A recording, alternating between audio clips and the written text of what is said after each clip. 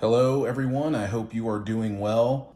On this date, February 17th, 1998, I got my first cell phone. It was a Motorola brick style phone, but it was absolutely dreadful. I could not get a refund, but I hated that phone so much that I went ahead and I bought this phone and I fell in love with this phone. This phone was awesome. This is the Nokia 6190. It was on the PowerTel network, as you can see right here. And the thing about PowerTel, the carriers at the time, they all had different code numbers. So this is a 6100 series. So 90 was the code. The 90 meant that it was PowerTel, okay? This also carried on over to this phone. I have several other Nokia phones, but this one right here, as far as form factor goes, this was my favorite one. Unfortunately, it was riddled with issues. This one is the Nokia 8290 on VoiceStream network. VoiceStream bought out PowerTel, and then after they were VoiceStream, they became T-Mobile. So these are pre-T-Mobile phones, but yes, it is from that same network. So the whole point of this video, as it will probably be in the title, is where are we going with these phones? I apologize if you guys were expecting to see a demo. Click a like and subscribe. Let me know. Let me know in the comments that you guys want to see this, and I will find out exactly what I need to do. I have a lot of universal AC adapters that I could probably find that would plug up to this easily and charge it up. But I wanted to hurry up and get this video out because I want to post this today with today's date. This next one here had the same connectors. So let me show you the connectors on these phones. The microphone and the little connector there. That was also for like a earpiece as well, like if you wanted to have like a hands-free experience. And this is the same thing.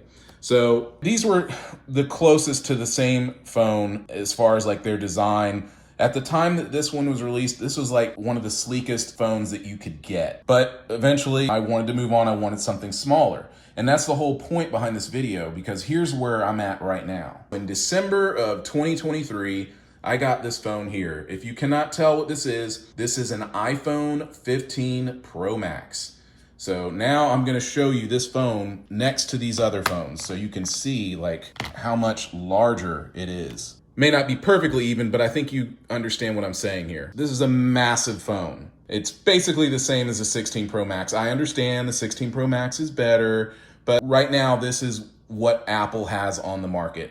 At the end of this year, towards the end of this year, probably in the beginning of the fourth quarter of 2025, we're going to see yet another redesign to the phone. But these are some of the things that you have. You have this action button or whatever. You can just kind of assign it to do whatever. Those are your volume buttons.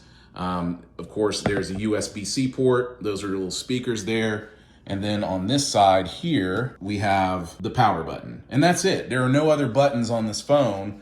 Everything is a screen, okay? So you have all that, and I love it, believe me. But there's one other phone I want to show you. Okay, while I hunt for this other device that I wanted to surprise you guys with, I found these two. As you can tell, I was a big fan of Nokia. So let's get them all together here. Let me go over my history with Nokia. This was the 6190, the 8290. I really feel like before I got this one, I had the 3390 because it was on, I want to say it was on VoiceStream. And then of course, as you can see by the T-Mobile badge here, we were on T-Mobile. Both of these are T-Mobile phones. Now this one here, all of these phones use the exact same AC adapter, by the way. They all use the same accessories. They didn't do all these little funny things that people do today where they change the connectors and do away with headphone jacks and stuff. This was before all of that. So once again, this one here, I can't remember this model number at all, but this was a really solid phone. And somewhere I have a flip phone. It had amazing ringtones on it. They sounded so good, but the flip phone itself from Nokia was absolute garbage. This is a smartphone. It had the capability to do video recording and all that. It was a pretty good phone. It actually fell. It slid off of the console of my car into an open cup, a cup of water with no lid on it. I know, stupid, but it happens, you know? Took it to a couple of repair shops. It powered itself down. I used a blow dryer on it just to get it clear. And I went to a repair shop because I was afraid that it was gonna eventually just completely die. And he told me to dip it in alcohol, which I was scared to do, but I did douse it with a little bit of alcohol. Like I opened it up and poured some alcohol in there, just a little bit, and it worked fine. So all of these phones worked. They just need to be powered back on. While these two had different batteries, most of their other phones carried the same kind of battery, or they had a battery that was a little bit universal, and that's it right there. BL6C battery. Hey, remember these guys? Still haven't found that surprise for you yet though. But if you guys want to see this, you know what to do later in a later video when we talk about watches, because I have plenty of watches here. Here's a blast from the past, the Garmin Nuvi 650. This was a must-have before these guys came along and did what they did. Okay, moving on, because I cannot keep searching for that BlackBerry. But yeah, that was gonna be the surprise. I was gonna show you guys my old BlackBerry. I don't know where it is. When I got the BlackBerry, it made all of this obsolete instantly. It allowed me to browse the web. Its real strength was the email. So it had this amazing email client that just worked so well. I thought that I would never give up the BlackBerry. I loved it. My friend, when he saw it and I said, man, this is, next level stuff, he laughed at it and he called it a speak and spell. But there was a huge problem with the BlackBerry. It had two things going for it. It had a great web client and it had an awesome battery. The battery life in this thing would go on for 2 weeks. I'm not lying to you. It had a color display, but it was very low grade. The click wheel was a big weakness for it. My click wheel broke that was on the side, the scrolling wheel. The year's 2025. I have been a Mac user since April of 2002 is when I got my first Mac. And you can see that in another video here. I'll put the link to it up here on the screen. But anyway, BlackBerry did not care about its Apple customers. So any of its Apple users, tough luck. We're not gonna create a software so you could sync it and make it sync up with your calendar and handle it that way. And I said, someday Apple's probably gonna come out with something and it's going to kill them. And I'm gonna be glad when it happens. Well, it happened. Now this is the second version of it. This is the iPhone 3G. Unfortunately, this iPhone 3G no longer works, but this is it. It's a 16 gigabyte model. After Steve Jobs died, this had a 3.5-inch display. We went to this one. This is the iPhone 5. As you can see, the old school home button there. This one does work, but I just don't have time to power it up. But we weren't happy. We wanted bigger. We forgot about the days of this where we loved portability, right? We loved portability, but we weren't satisfied. We wanted bigger. The cameras and everything else, we wanted bigger viewfinders. So we got that with this phone. This is the iPhone 6 Plus. I purchased this over a decade ago.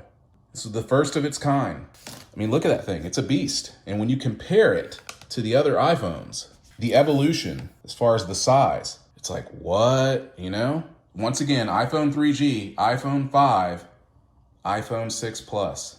And now, well, even though we have an iPhone 16, this is an iPhone 15 Pro Max. So there you have it. I'm 51 years old now. I've worked really hard to accumulate all of this junk because that's what it eventually becomes.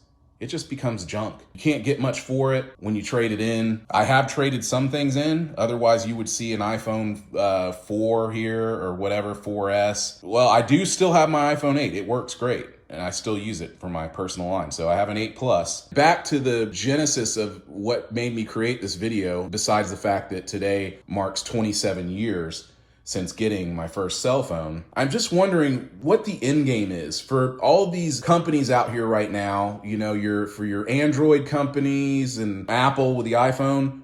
What is the end game? Where are we going? Because this was the goal and it should still remain that way. Like, portability is key. This phone did what it needed to do. You could text with it.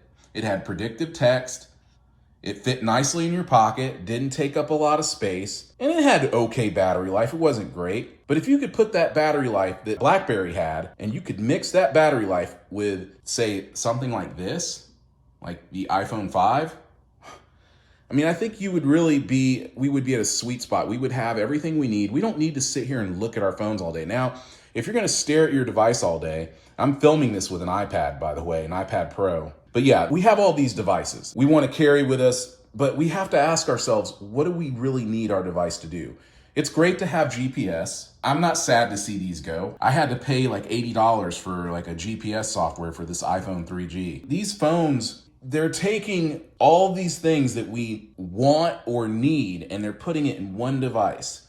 And for that, I am thankful. But I would like to see them offer something that, if you have people who are like, okay, I need this large phone here. I don't want a small phone. I want this large phone. Fine, let them have it. Make it even bigger. I don't care. But for people who really want portability, it would be great if Apple or any of these other manufacturers would make a really solid phone that goes into this form factor. This thing fits nicely in your pocket. It's actually a little bit slimmer. If you look at it, it's a little thinner than the iPhone 3G. Now, not a fair comparison because this thing has a case on it, the 15 Pro Max. But look at how sleek the phones got after the 3G, They fit nicely in the pocket, but this one did too. This one fit great in your pocket. You could almost fit it in that little coin pocket. This would even fit in there, depending on the jeans, of course. But yeah, I just wanted to mark this day. This is a day I never forget. Whenever February 17th rolls up, I'm like, wow, hey, this was the day I got my first cell phone. Yes, this was not the one that I got on that date, but very soon after, let's just say within a couple of weeks of me buying the Motorola brick phone, I ended up going back and getting this because that brick phone was just too big to even carry. You couldn't carry it with you. You had to hold it in your hand because you couldn't fit it in your pocket. Here's where we're at right now. This is what people expect to see. They want this large phone. This phone had a lot of issues, and I think part of the reason it was such a disaster was because it was so small. It was just a little too small. They had one that I think was in the Matrix where it would slide down, it would cover the keypad and it would slide down as the microphone. It was still junk. I looked at it. So if we could get somewhere back to this form factor, I think that people would buy those. The iPhone 13 mini, I had the mini for a little bit and I did a video on that as well. I liked the 13 mini, but it lacked a lot of the features that this 15 Pro Max has. So if they could somehow get those features into that smaller form factor, I think that they would eventually have a hit on their hands. I think people would start to realize and say, because I can tell you right now, ultimately I let go of the 13 mini because I felt like it was a little too far behind. But I would love to have that as my personal phone.